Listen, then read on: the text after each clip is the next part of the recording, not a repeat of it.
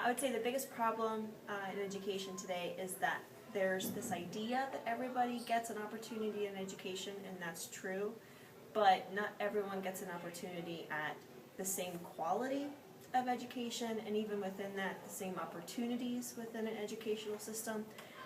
I think that a lot of problems in education now is there's a lot of hypocrisy. So a lot of times they say they want to individualize education, yet they have standardized testing.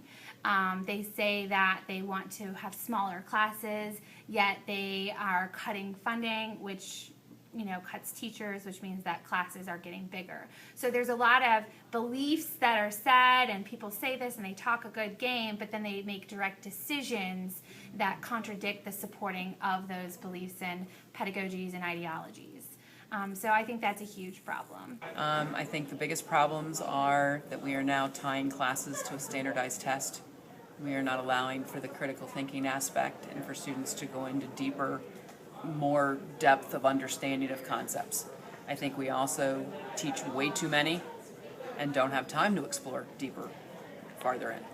Because of us having compulsory education laws, I think that creates some problems, because we have a lot of students that don't really take advantage of the fact that they have a free compulsory education. So we oftentimes have a very heterogeneous population of kids that care about learning, kids that don't care about learning, and so therefore when you compare our test scores with other countries, I think our results are very tainted. I think if you take some of our elite and best students and compare them with some of the other best students from across the world, the United States would be just as good as them, if not even better. As long as the states, especially and I think about Ohio, keeps funding schools the way that it does, you're always going to see this inequality in terms of opportunity for students.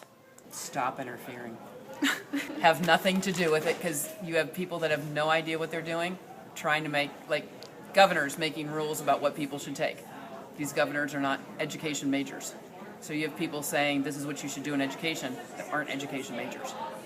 Ohio's a mess from the standpoint of how they fund schools. It's actually been ruled unconstitutional, but our Ohio General Assembly hasn't done anything about it to fix it.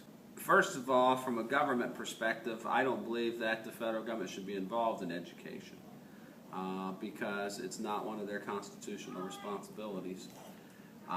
Secondly, I think that the state and local governments, at least in the state of Ohio, the way we fund schools is very problematic, and I don't know if you want me to get into that.